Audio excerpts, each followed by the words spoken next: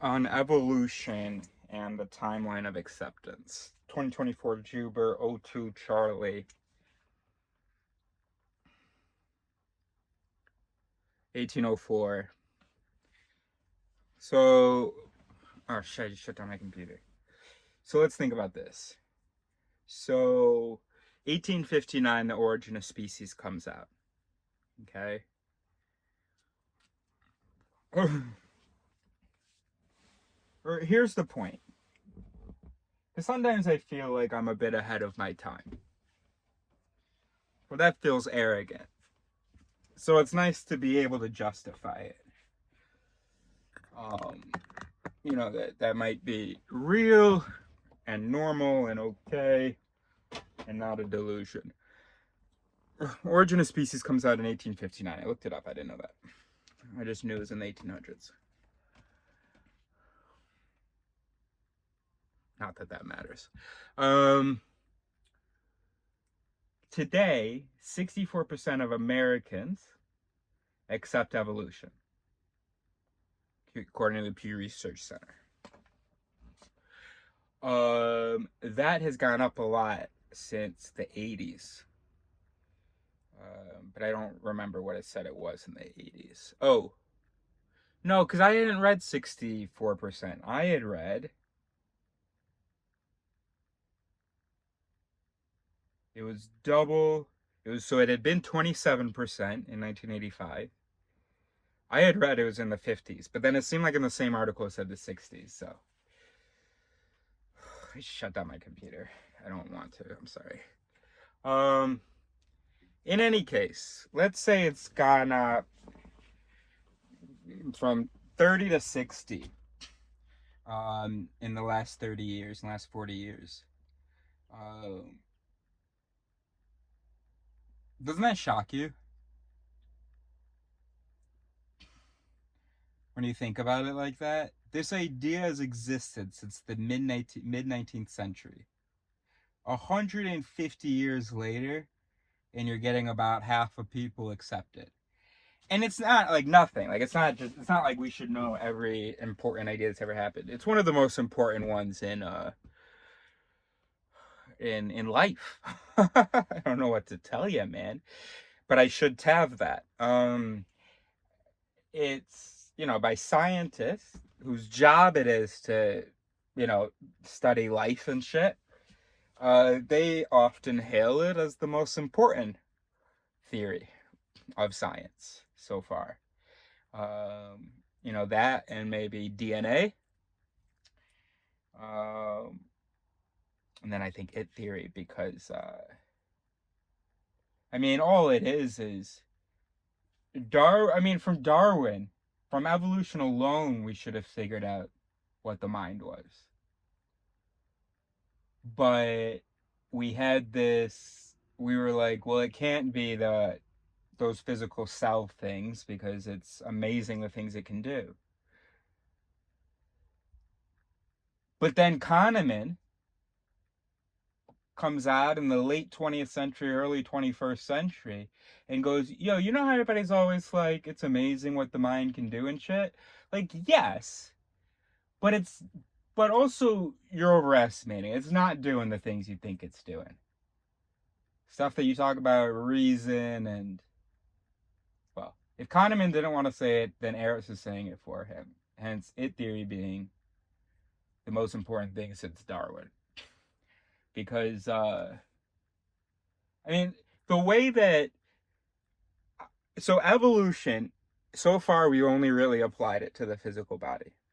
I mean, I don't mean scientists, I mean like sort of the public. So it's amazing. It's very obvious the benefits of the understanding of evolution that you have for medicine, right?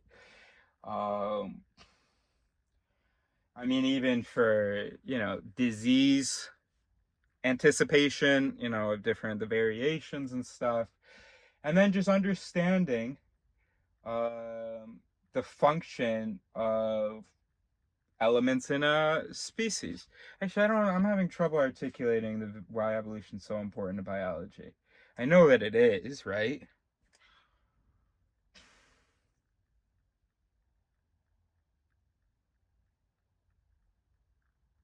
Yeah, I mean, you're just looking in the wrong place otherwise, maybe. Talk about fucking demons, but then how does evolution make you stop talking about demons?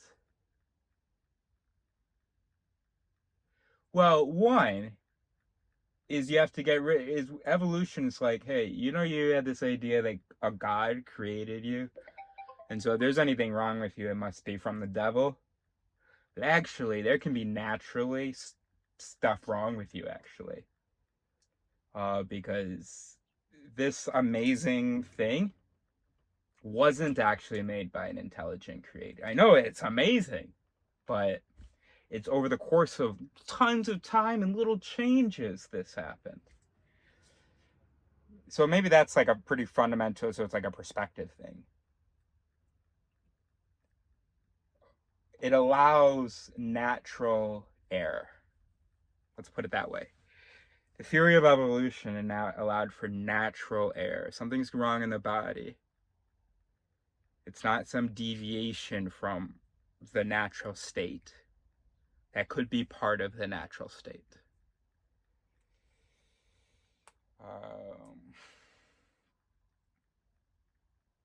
You can't just eat anything because your body, God didn't design you to do whatever you want with the stuff around you. That's not what happened. You evolved eating certain stuff. So, if it's not an endogenous error, it can be an endogenous susceptibility to a poison, right? And if we believe that we're made in God's image, then why would we be susceptible to poison? Unless the devil made it. Okay, maybe that's one thing. Also, the cross-species science, right? So you can study a rat and maybe be better able to judge the applicability of the results to a human. I mean, you would think, I guess, you could just look at a rat and look at a human and be like, all right, here are the differences.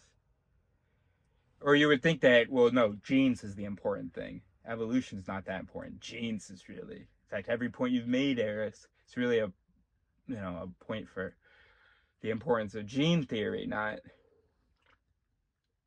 the DNA helix. I don't know.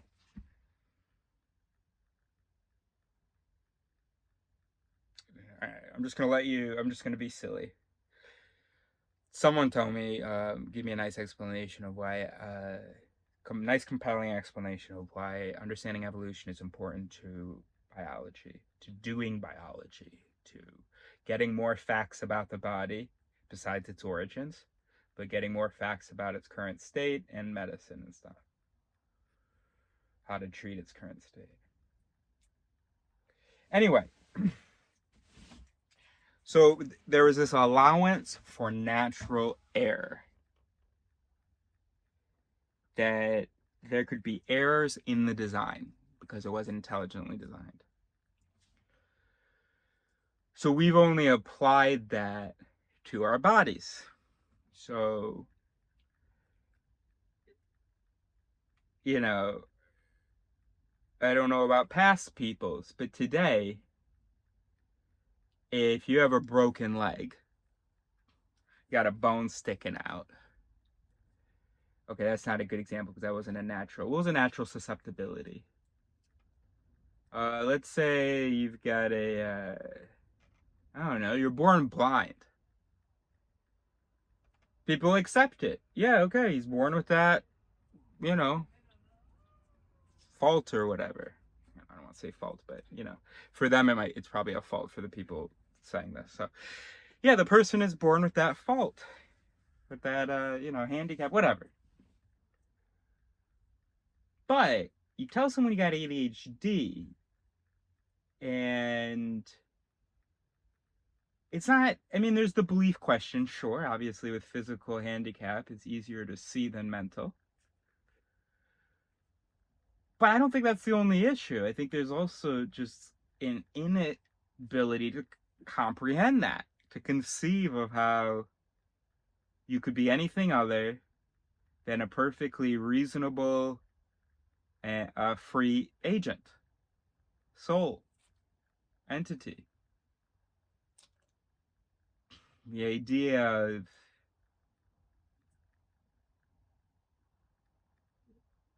us, like people, people will say that humans, a lot of people, I hear them explain bad with, how the person was raised or something like racism. It'd be, we think all these people keep getting taught racism. I don't even know what they think I guess they think it's like taught by some kind of example. But anyway, racism's pretty natural, bro. You know?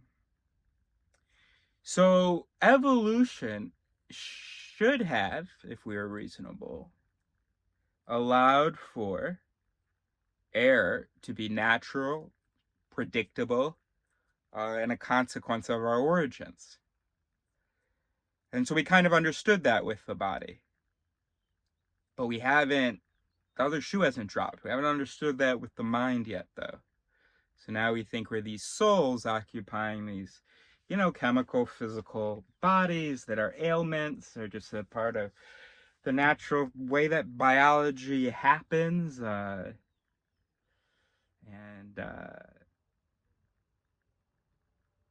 that it's just, par for the course.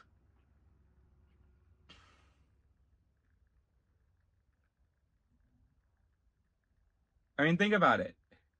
I mean, maybe this is a silly piece of non-supporting evidence, but I'm thinking about how, don't we have this concept, isn't there this concept in here of how our physical bodies are much, much more powerful, that they are limited by things? Don't we have that? Thinking about how old people got in the Bible, I'm thinking about how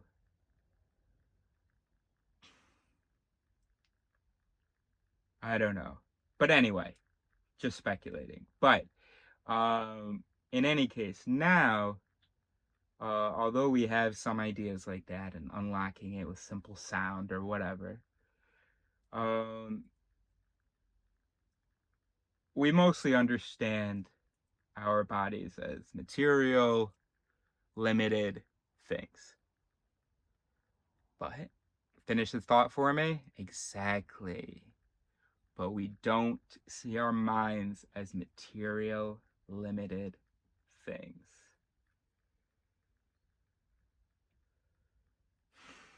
So, I mean, really, I think how this will be seen in the future is there was this period from the 19th century to the 21st century where we were figuring out, where our species was figuring out the implications of evolution.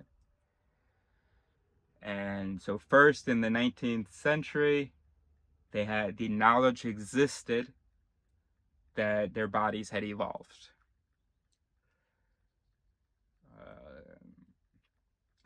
Literacy rates, religion rates. So the idea didn't really take off except among scientists. 100 years later, you'd think a century hadn't passed. But then give it another 50 years, and the public starts sort of understanding, oh, so we're like bodies that evolved? I see. We're not like magical creations? I see.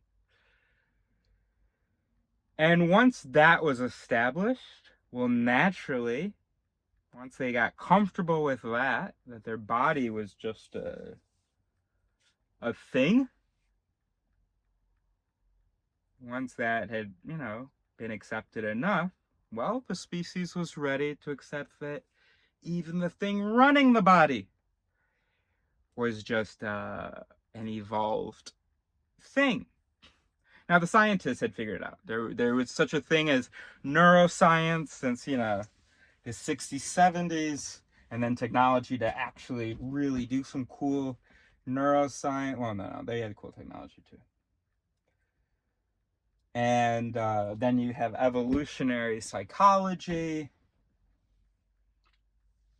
So around the time the scientific community and just a minority, is starting to figure out, oh, I think the mind is also an evolved thing. That just looks, it's not magical, it just looks amazing, but actually just over lots and lots of time and little changes, that's how it got to do. And also it isn't as amazing as we think.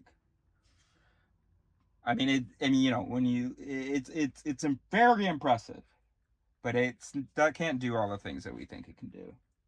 Free will, reason, some of the things we're most proud of, it doesn't actually do. But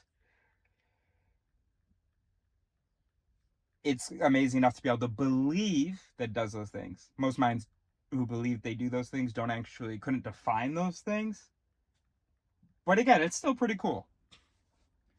They can string sentences together, I swear it.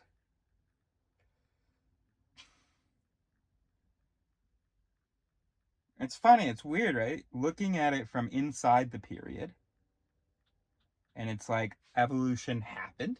I mean, the evolutionary theory happened, and some people believe it, and that feels like the end of the story. Evolution theory hasn't really happened fully. It's started, but it's not until we apply that stuff to our own perception and interpretations that it's like happened. And how many generations is that, bro? I mean, we're so impressed with ourselves, aren't we? But how many generations is it taking to go from, oh, there's evidence that we were not created like this perfectly by a perfect thing, to, hey, I don't believe that we were created like perfectly by like a perfect thing. How many generations, bro?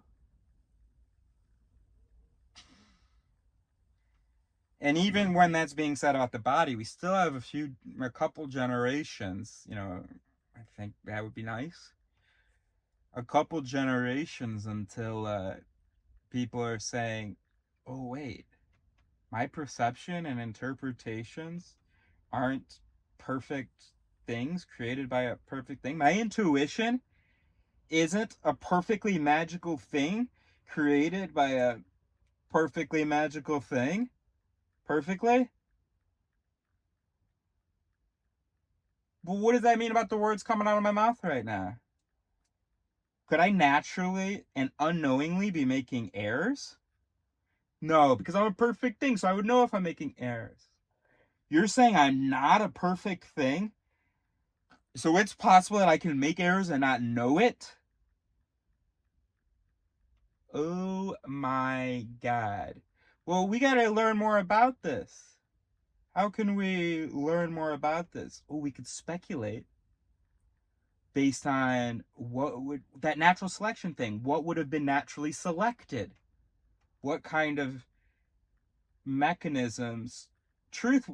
So for instance, if I, maybe something that would be naturally selected is like jumping to conclusions. They didn't have as much information as we do, and also they had to judge things, based on one instance. If the ones who survived, didn't eat a bunch of poison fruit until they decided that it was poisonous. So that means every time I think I got an opinion, I'm probably jumping to conclusions, because I probably got really good at that, taking a little bit of information and drawing some big protective conclusions. Oh, so we probably also favor, so like, even if most people are not out to get us, the assumption that people are out to get you probably keeps you safe. So it's not true, but it could be advantageous. Sure, you may miss out on a lot of opportunities, but that's okay. You find a core group of people and you stick with them, and you're wary of, shoot on sight anyone else. That wouldn't be like good or anything, but that individual in that community would pass those genes along. Oh, damn. Wait a minute. If I'm not made by a perfect creator, if it's just shit happened, what evolutionary pressure would there be for me to understand a Hegelian dialectic? Oh my god. So if anybody understands that, that's super lucky. But we should not expect that to be easy. But here we are having debates. Confidence. That's another thing that would probably be not too arrogant, but some confidence in the mechanisms we have would have evolved, right? Because Mother Nature, she's been plugging in these mechanisms kind of blind like that. And then if in a given moment those mechanisms didn't even respond to the situation, if it was instead, I don't know what to think. Oh my God. Anybody who questioned a great deal their own cognitive mechanisms probably didn't reproduce.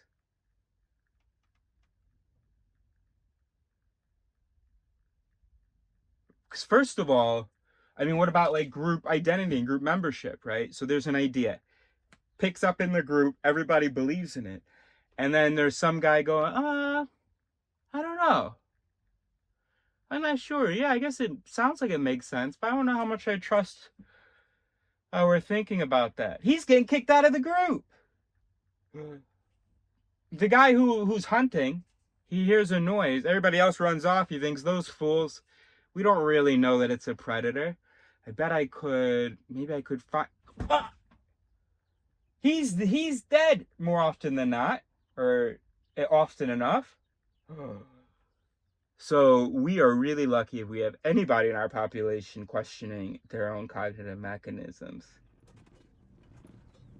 and working on telling us this. My God, we are lucky. Hope there's someone out there.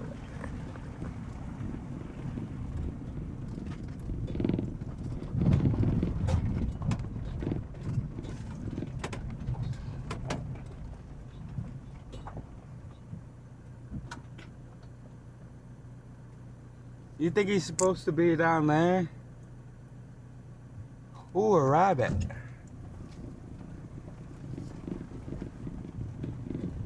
You smell the rabbits, Neil?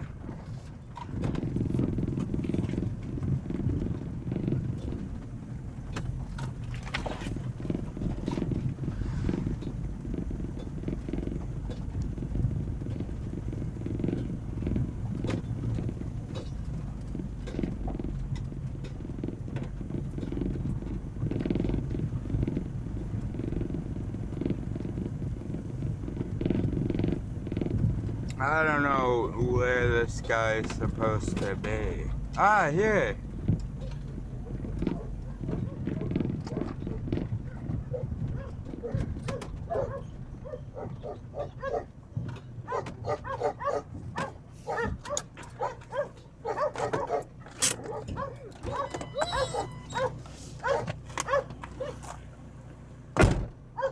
I mean, you still have some absolute chuckle knuckle fucks who, who pretend to be scientific and intelligent and say, Eris, obviously evolution happened, bro, and anybody who doesn't accept it is a fool. Yes, our bodies are, cells and shit, bro. Now, and included in our bodies is our brains. But how do I explain this, Eris? Our minds, though? No. No. In fact, we should probably be looking at quantum entanglement to understand. Look, because it's just, think about it, Eris. Think about what the mind can do. Reason, intelligence, and all this amazing stuff. You really think cells could do that? Bro, I know about evolution. I know incredibly complex things can come from just, lots of changes over lots of time. I know that.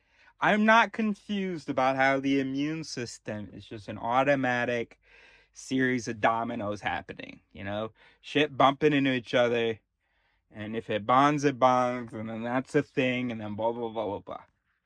Absolutely. Vision, vision, you know, gosh, these eye things, these rods and these cones, and then it goes to the thalamus and the occipital lobe. Absolutely. Language. Oh, absolutely, bro.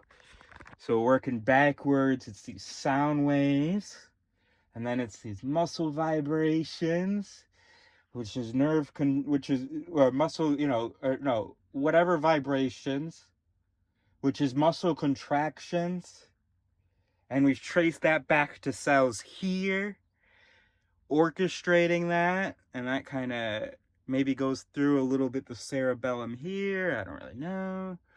And then we've got the jaw movements and the tongue movements, all automatic cell stuff, and incredibly complex. And I'll grant it to you, Eris.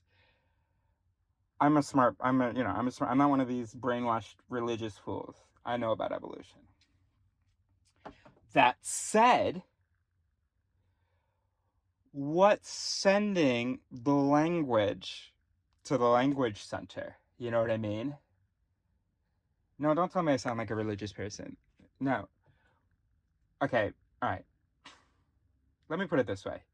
Language, memory, vision, physical sensation. I've heard of the amygdala, so anger, fear. I get how all of those things are biological things that imperfectly evolved. But what about decision making? Oh, no, that's right. Yeah, decision making is prefrontal cortex cells with. Okay, right. But what about the mind? No, not the language part, not the emotion or the anger or the fear part. Oh, yeah, and then the serotonin is part of the automatic sort of happiness network, oxytocin, love. Okay. I'm willing to accept, Eris, that vision, language, memory, decision making, happiness, anger, fear. All right, so like all the emotions, physical sensation, hunger. That's, I guess, also just like, physical internal sensation. I get hearing, taste, motivation, because I know there's research about sort of the basal ganglion initiating motor movements or something, right? And then there has been research on people who had brain issues and that impaired their motivation, as well as dopamine and norepinephrine. Low activity of that can mean less. So besides motivation, what I'm talking about here is the personal self. No, not the memories. Jeez. Not the memories. Not the tastes. Not the instincts. Not the decision-making tendencies. But that's what you fucking sound like. And then you go, well, some of you, the ones who think they're the smartest, you go, so now to explain that thing, all that other shit we explained with brain networks. But the thing that I can't name, because every time I name something, you keep telling me how it's a brain thing, and I have to believe you because I keep pretending that I, am scientific. How are we going to explain that? What's the most confusing, magical, scientific thing right now? Exactly.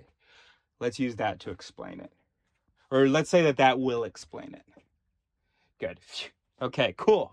Because God forbid we use Occam's razor and go, oh, that too, maybe we are that brain. Maybe we were wrong to assume that brain is doing things and like sending it to us. maybe we looked like fucking idiots because all of those thoughts were happening here. Anyway, I hope y'all see how y'all sound.